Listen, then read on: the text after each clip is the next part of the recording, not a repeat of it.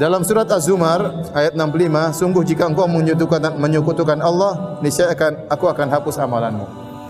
Wa laqad uhiya ilaika wa ila alladziina min qablik la in asyrakta la yahbatanna 'amaluka wa la takunanna minal khasirin. Kata Allah, sungguh telah kami wahyukan kepada engkau wahai Muhammad dan nabi-nabi sebelum engkau. Jika kau berbuat syirik, maka akan gugur seluruh amalanmu. Tentunya Nabi Muhammad SAW tidak berbuat syirik, ya. Tapi ini sekedar seandainya Nabi Muhammad SAW dan saudara-saudaranya dari para nabi yang lain berbuat syirik, Allah tidak pandang bulu. Allah akan gugurkan amalan mereka. Apalagi selain para nabi. Ini ancaman keras dari Allah Subhanahu wa taala, tidak basa-basi dan tidak ada pandang bulu tentang masalah kesyirikan. Jika Muhammad SAW melakukan syirik, maka dia akan rugi di akhirat dan akan gugur seluruh amalannya meskipun nabi tidak berbuat kesyirikan. Ini hanya seandainya, hanyalah pengandaian. Kemudian khilaf di kalangan para ulama.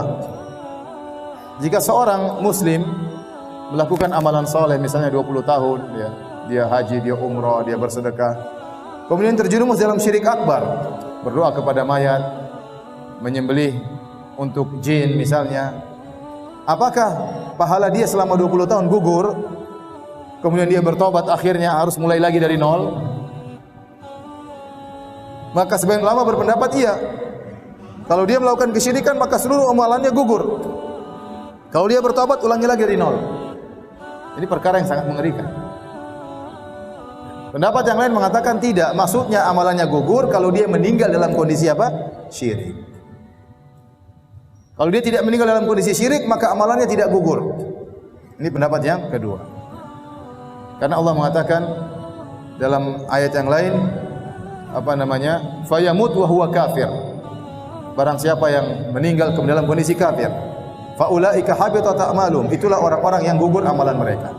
Sehingga kalau kita bawakan kepada ayat tersebut, maka ayat tentang gugurnya amalan-amalan soleh itu maksudnya kalau dia meninggal dalam kondisi apa? Syirik.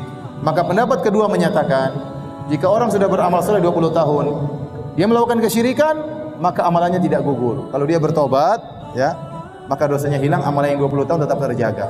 Kecuali kalau dia meninggal dalam kondisi apa? Syirik. Ini pendapat lebih ringan. Pendapat pertama tidak. Anda beramal saleh 20 tahun. Anda syirik, gugur semua. Anda bertobat, ulangi lagi dari nol. Ini mengerikan.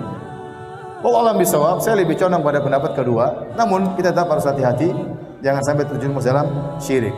Karena ya berbahaya, bisa jadi amalan kita langsung gugur seluruhnya.